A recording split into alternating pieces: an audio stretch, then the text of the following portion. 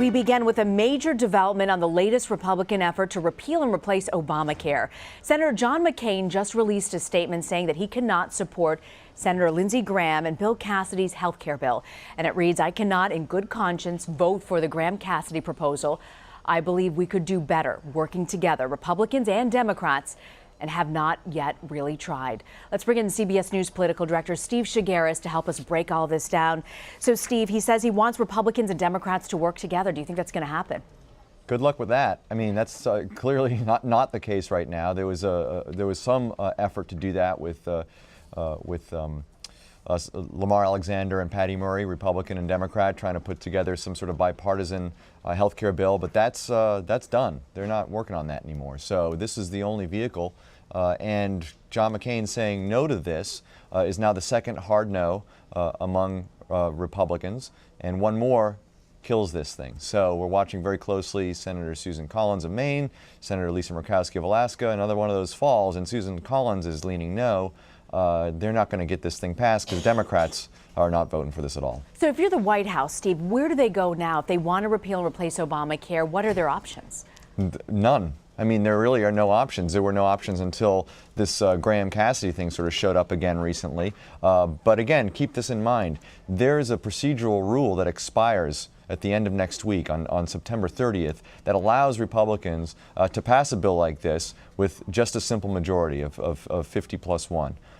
That expires. After that, they would have to pass a bill like this with 60 votes. If they can't even get 50, how are they going to get 60? So this really is their last ditch effort. People are calling it a Hail Mary. And if we're sitting here now 8 days from the deadline and you already have 2 no's among Republicans, the prospects don't look very good for this. Yeah, they certainly don't look very good. And when you talk about sort of the legislative session, there's a lot still on the plate here for Congress to look at. What else are you looking at? I know tax reform was something they wanted to push forward.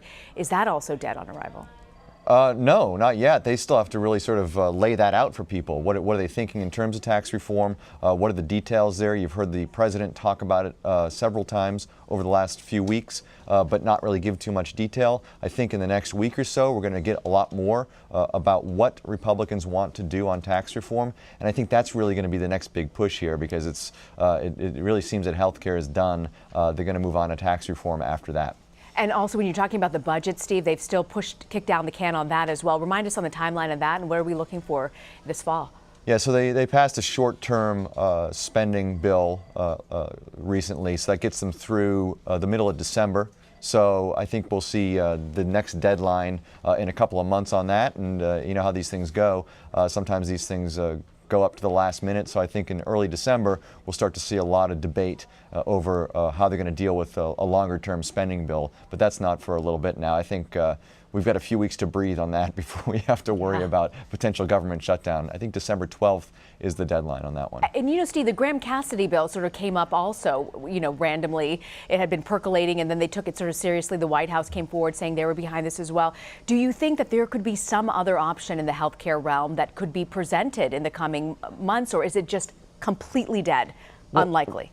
Keep this in mind. You have to remember when the last bill failed in the Senate, Mitch McConnell, Senate Republican leaders, got a lot of public blame from this president, a lot of ribbing from the president on Twitter, a lot of people of the Steve Bannon ilk and others complaining about Senate Republican leaders not being able to get Obamacare repeal pushed through the Senate, saying that they failed on their promise to voters.